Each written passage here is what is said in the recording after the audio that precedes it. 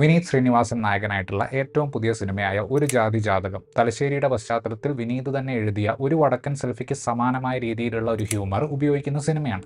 കഥാപാത്രങ്ങൾ ഉപയോഗിക്കുന്ന തലശ്ശേരി സ്ലാങ്ങും പിന്നെ എപ്പോഴും ദേഷ്യം പിടിച്ച് നടക്കുന്ന സെൻട്രൽ ക്യാരക്ടറും നമ്മൾക്ക് നിർത്താതെ ചിരിക്കാനുള്ള ഒരു അവസരം തരുന്നുണ്ട്.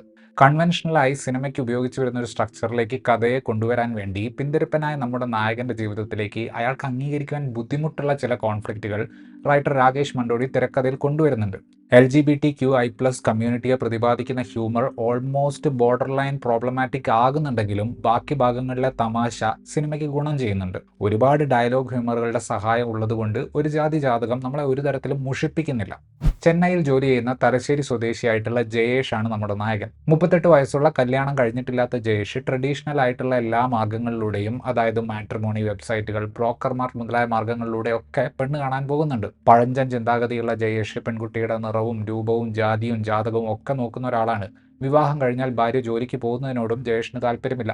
38 വയസ്സുള്ള ഇയാൾ പെണ്ണ് കെട്ടാൻ വേണ്ടി നടക്കുമ്പോൾ ഫേസ് ചെയ്യേണ്ടി വരുന്ന കാര്യങ്ങളാണ് എം മോഹനന്റെ പുതിയ സിനിമയിൽ നമ്മൾ കാണുന്നത്.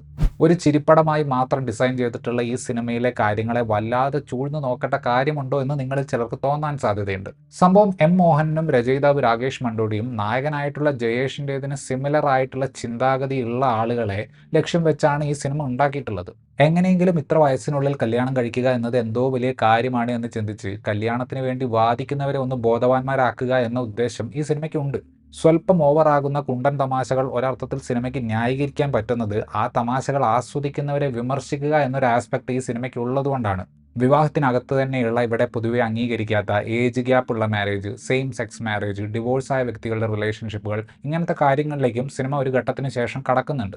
ട്രെയിലറിൽ കാണിക്കുന്നത് പോലെ 40കളിലേക്ക് നീങ്ങിക്കൊണ്ടിരിക്കുന്ന അവിവാഹിതനായ ഒരാളുടെ ജീവിതത്തെ ഹ്യൂമറിന്റെ സഹായത്തോടെ അവതരിപ്പിക്കാനാണ് രാകേഷ് മണ്ടോടി ശ്രമിച്ചിട്ടുള്ളത്. സിനിമയ്ക്ക് മുമ്പായി വന്നിട്ടുള്ള അഭിമുഖങ്ങളിൽ തന്റെ അമ്മാവനും ഈ സിനിമയുടെ സംവിധായകനുമായിട്ടുള്ള എം മോഹനൻ പെണ്ണ് കണ്ട് നടന്നതിനെപ്പറ്റി രാകേഷ് വിവരിക്കുന്നതിൽ നിന്ന് തന്നെ ഈ സിനിമയിൽ എത്രത്തോളം അത്തരത്തിലുള്ള തമാശകൾ ഉണ്ടാകുമെന്ന് നമുക്ക് ഊഹിക്കാൻ പറ്റും.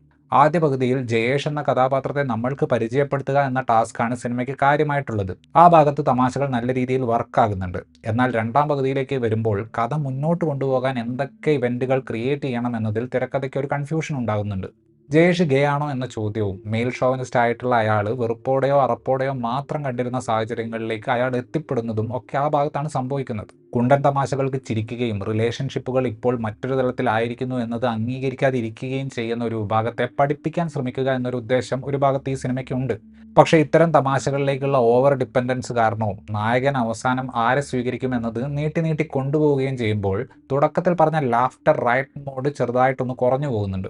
വളരെ അഗ്രസീവായിട്ടുള്ള, എന്നാൽ ആ കഥാപാത്രം ദേഷ്യം പിടിച്ചാൽ നമുക്ക് ചിരി വരുന്ന ടൈപ്പ് ഒരു ക്യാരക്ടറാണ് വിനീത് ശ്രീനിവാസൻ അവതരിപ്പിച്ചിട്ടുള്ള ജയേഷ്. വടക്കൻ സെൽഫിയിൽ പുള്ളി അവതരിപ്പിച്ച കഥാപാത്രത്തിന്റെ ചില മാനറിസങ്ങൾ ഇതിൽ കാണാൻ സാധിക്കും. പുള്ളിക്ക് കംഫർട്ടബിൾ ആയിട്ടുള്ള തലശ്ശേരി സ്ലാങ് ഉപയോഗിച്ച് സഹതപിക്കാൻ പോലും ഒരു ഗുണവുമില്ലാത്ത ജയേഷിനെ നല്ല രീതിയിൽ വിനീത് ശ്രീനിവാസൻ അവതരിപ്പിച്ചിട്ടുണ്ട്. അലംബൻസിലുള്ള അമൽ താഹ ജയേഷിന്റെ സുഹൃത്തിന്റെ വേഷത്തിൽ വന്നിട്ടുണ്ട്. മികച്ച പ്രകടനമായിരുന്നു കാഴ്ചവെച്ചത്. അതുപോലെ നാട്ടിലുള്ള ജയേഷിന്റെ സുഹൃത്തായിട്ട് വന്നിട്ടുള്ളത് മൃദുൽ നായരാണ്. മൃദുലും സ്ലാങ് നല്ല രീതിയിൽ ഉപയോഗിച്ച് കഥാപാത്രം മികച്ചതാക്കി. ജയേഷിന്റെ അച്ഛന്റെ റോളിൽ വന്നിട്ടുള്ള PP കുഞ്ഞികൃഷ്ണൻ എല്ലാവരെയും ചിരിപ്പിക്കുന്നുണ്ട്. സിനിമയുടെ പോസ്റ്ററിൽ കാണുന്ന ഒന്നിലധികം നായികമാർ ഇൻക്ലൂഡിംഗ് നിഖില വിമൽ ഭൂരിഭാഗം പേരും ചുരുക്കം സീനുകളിൽ വന്നു പോകുന്നേ ഉള്ളൂ. അതിൽ ജയേഷ് എന്ന കഥാപാത്രത്തിൽ കാര്യമായ ഇമ്പാക്ട് ഉണ്ടാക്കിയ 2 കഥാപാത്രങ്ങളെ അവതരിപ്പിച്ചത് കയാടു ലോഹറും ഇന്ദു തമ്പിയുമാണ്. അവിവാഹിതനായ ഒരു യുവാവിനെ നാട്ടുകാരും വീട്ടുകാരും ആ വിഷയം പറഞ്ഞ് വേട്ടയാടുന്നത് കേരളത്തിന്റെ പശ്ചാത്തലത്തിൽ ഫ്രഷ് ടീമൊന്നുമല്ല. പക്ഷേ ബിടെക് കഴിഞ്ഞവനോട് ജോലിയായില്ലേ എന്ന് ചോദിക്കുന്ന ഫ്രഷ് അല്ലാത്ത മറ്റൊരു ടീമിനെ ഒരു വടക്കൻ സെൽഫിയിലൂടെ വിനീത് ശ്രീനിവാസൻ എന്റർടൈനിങ് ആക്കി മാറ്റിയതുപോലെ ഈ ഒരു വിഷയത്തിൽ രാകേഷ് മണ്ടോടിയും എം മോഹനും ബാക്ക് ടു ബാക്ക് സിറ്റുവേഷണൽ ഹ്യൂമറുകൾ നിറച്ച് ഈ സിനിമയെ അവതരിപ്പിച്ചിട്ടുണ്ട്. അതുകൊണ്ട് തന്നെ ഹ്യൂമറിന്റെ ധാരാളിത്തം കൊണ്ട് അത്രയ്ക്ക് അങ്ങോട്ട് ഇമ്പാക്റ്റ് ഇല്ലാതെ ആയി പോകുന്ന, സ്വല്പം ഉപദേശം കൂടിപ്പോകുന്ന സിനിമയുടെ പ്രോഗ്രസീവ് രാഷ്ട്രീയം വലിയൊരു കല്ലുകടി ആകുന്നില്ല. ഇത്രയുമായിരുന്നു ഈ സിനിമയെക്കുറിച്ചുള്ള എൻ്റെ റിവ്യൂ. വീഡിയോ ഇഷ്ടപ്പെട്ടാൽ ലൈക്ക് ചെയ്യുമെന്നും ഇതുപോലുള്ള വീഡിയോകൾ കൂടുതൽ കാണുന്നതിന് വേണ്ടി ചാനൽ സബ്സ്ക്രൈബ് ചെയ്യുമെന്നും കരുതുന്നു. താങ്ക്